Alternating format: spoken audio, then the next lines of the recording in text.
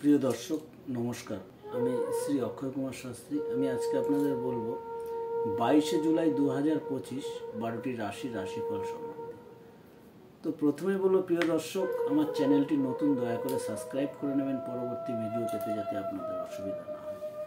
তো প্রিয় দর্শক, প্রথমে চলে আসবো মেষ রাশি।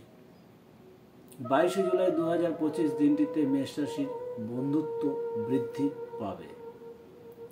চলে আসবো পরবর্তী রাশি বৃষ রাশি। 22শে জুলাই 2025 দিনটিতে বৃষ রাশির আনন্দের মধ্যে দিনটি কাটবে। তো প্রিয় দর্শক, চলে আসবো পরবর্তী রাশি মিথুন রাশি। 22শে জুলাই 2025 দিনটিতে মিথুন রাশির উৎসাহ বাড়বে।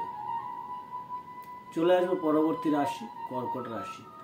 22শে জুলাই 2025 দিনটিতে কর্কট রাশির ব্যয় বৃদ্ধি পাবে।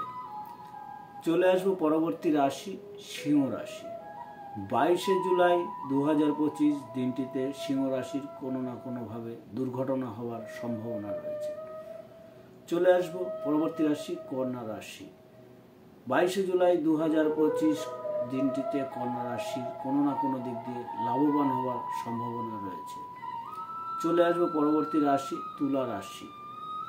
22শে জুলাই 2025 দিনটিতে তুলা রাশির দিনটি আপনার পীড়া, কোনো না কোনো ভাবে আপনি পীড়া পেতে পারেন। চলে আসবো পরবর্তী রাশি বৃশ্চিক রাশি। 22শে জুলাই 2025 দিনটিতে বৃশ্চিক রাশির সুসংবাদ আসতে পারে। চলে আসবো পরবর্তী রাশি ধনু রাশি। 22শে জুলাই 2025 দিনটিতে ধনু রাশির কারো না কারোর সাথে ভুল বোঝাবুঝি হওয়ার সম্ভাবনা রয়েছে। চলে আসবো পরবর্তী রাশি ধনু রাশি।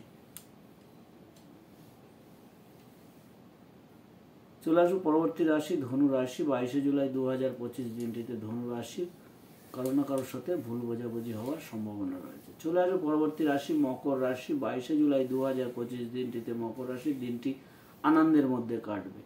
চলে আসবো কুম্ভ রাশি।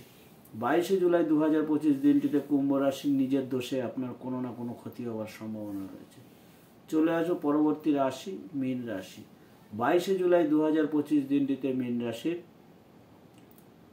মন মরা হয়ে দিনটি কাটবে।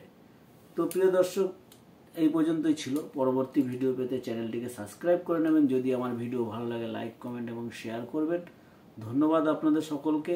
আপনারা দয়া করে চ্যানেলটিকে সাবস্ক্রাইব করে নেবেন। এই চ্যানেলে জ্যোতিষতন্ত্র, বাস্তু এবং হস্তরেখার উপর এবং সংখ্যাতত্ত্বের উপরে ভিডিও ছাড়া হবে এবং নানান জ্যোতিষতন্ত্র মতে আপনাদের টোটকা দেওয়া হবে।